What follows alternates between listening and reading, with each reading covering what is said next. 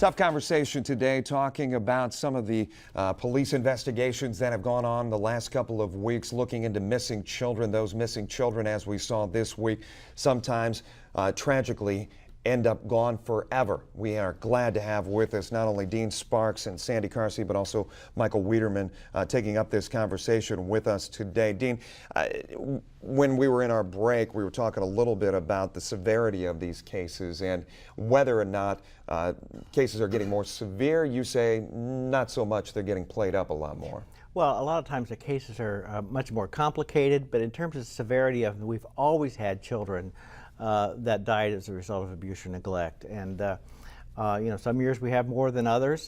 Doesn't make any of them less tragic than the other ones. So, you know, we certainly see a lot more on the media about them, particularly in the present case. You know, the entire community was involved in it. And once we get those involved in it, then it feels like it's a lot more tragic than some of the other ones are, but each child that dies as a result of abuse or neglect is a tragedy. Michael, when you look at investigations like what we've seen and dealing with the State Patrol as you did for so many years and investigating scenarios, the longer it goes, sometimes the worse the results.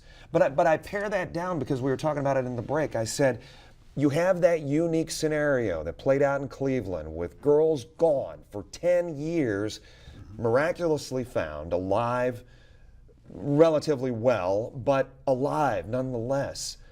Is that the mentality that the longer it goes, we never know. We don't know if the missing Morenci boys will be found alive and well. Well, we all hope and pray that that's going to happen, but you've hit the proverbial nail on the head here. The longer the person remains missing, the more difficult it is to have a good resolution to this.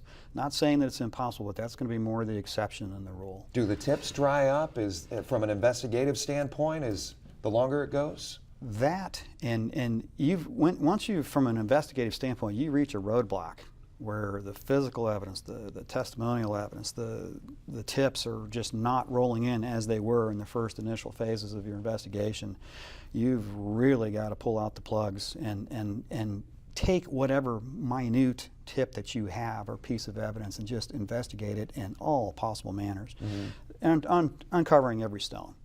And hopefully that'll give us that nexus, you know, to return somebody in a successful resolution in a missing person or a missing child case. But you know, it's a two-part process. You have to remember too here. We're not only trying to find the missing person, we're also assembling a criminal case. You know, and they're linked. Ultimately, we want to return the missing person and do it quickly and as safely as we can. But that criminal aspect, I mean, we're also working that as well. Yeah. But the time is definitely a factor. That's why you have the Amber Alert system in place now. That goes out when you have a verifiable abduction where you've got what amounts to a stereotypical kidnapping or a child that's been taken. That Amber Alert system is a huge step in the right direction to get the word out so that we can use the public to be our eyes and ears out there to give us those tips, help us find this resolution, you know, and successful. Sandy, you talked about trying to get education out there for parents and making sure that they knew the rights and the wrongs, how to deal with a young life. When you look at investigations that have been stretched out and the parents seem to be not assisting or diverting or creating deception, what is the mentality there? Why do parents get so protective of falsehoods or just not coming forth with the truth? Does that make sense, what I'm asking? I think it's a protection factor for themselves. Scared? Absolutely. Plain and simple? Absolutely scared.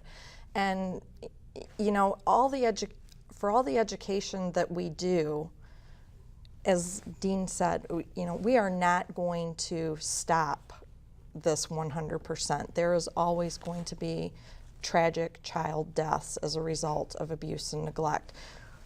If we can prevent one, that's wonderful, and we will do all the education that we can with young parents and help people to learn how to handle their baby when it's crying and their toddlers when they're getting frustrated and aggravated with them. We will do all of that. But by and large, is it a stress issue? I believe that it is. You agree? It's not. I believe it's stress, I believe it's substance abuse, I believe it's mental illness, and I believe it's domestic violence. All those things play a part. So when you look at all of those coming together and you look at parents trying to be protective because they're scared, I mean, how do you get through? As Dean pointed out, you've got younger parents, you've got a family breakdown, maybe you don't have the role models you needed to kind of show you the way, but I mean, I guess I have trouble accepting the fact that it's just going to continue to happen. You've just got to come to terms with the fact it's just going to continue to happen. Well, it's because it's tough to report it, and I know it's tough as heck for people to hear about it. when we have investigations, we are really trying to partner with families to educate them, to get them into services that they need, to help prevent anything further happening. We're really working with our community services to get involved with these families right away and help these families to see that they're not alone, that there are people out there who can help them and can make things better for their family. We really are stressing that, and it's not that we're out to snatch people's children when we have investigations. We really want to partner with them so that it doesn't get to this point. But I will say that in some 500 cases a year, or more than that, actually in Lucas County, we can't do that. We've determined we can't do that. Those kids are removed from their home. And 112 kids, or 116 kids were adopted last year because we can't figure out how to keep them safe in their own home. So it's not at all cost. Many of these young people, these little ones that were killed in the previous year or so here, we didn't know them. They weren't in contact with the system. They weren't in contact with mental health. They weren't in contact with any formal. That's why we need to rely upon communities and neighbors and churches and family members To raise the flag. to raise the flag when that happens. And then we try to do the partnering with them, and as long as we can determine that So the point is, blowing a whistle could save a life. blowing a whistle could save a life and have saved thousands of Yeah. lives over the years in this country in the child protection system. We'll get 3 million reports of child abuse in the United States this year. That's a lot of reports. Now, not all those are substantiated, but we substantiate 30% of them.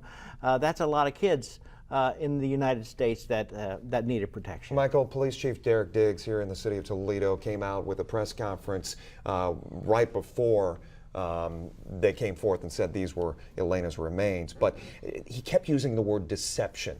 We were deceived during this. We saw a number of times when the search went from one place to another, to the banks of the Maumee, to looking at hair that was found in the river, to all sorts of things.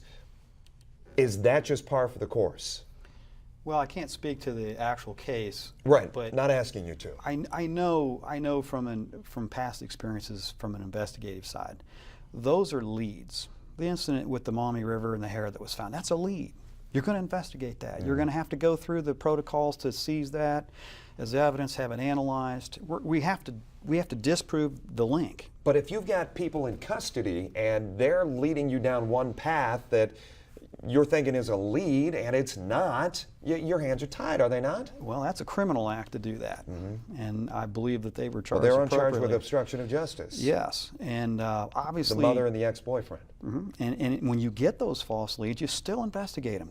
That helps you, believe it or not, build the case against a potential suspect. Now, I have no idea whether there'll be a suspect in this case. We're and taping on prosecuted. Thursday, our show airing on Sunday, so in between now and then we could potentially have an answer. We don't know. Exactly, but the pieces are there. And every one of these false reports gets pushed in with all the good stuff. And if they have been found to have misled law enforcement, we will use that as a building block in the criminal case wherever it goes as far as charging Yeah. a suspect in this case. Obviously, we can't take away the pain from the families and what they're dealing with, the neighbors and such. But from a viewer standpoint, and for our viewers out there hearing this news, how do we, I guess, deal with these stories? Obviously, there's still been no answer as to who killed Nevaeh Buchanan. We don't know where the missing Morenci boys are. We have no answer sitting here Thursday as far as Elena is concerned. How do we deal with this going forward? Well, I think Because as you've said, as both of you said, it's going to happen again.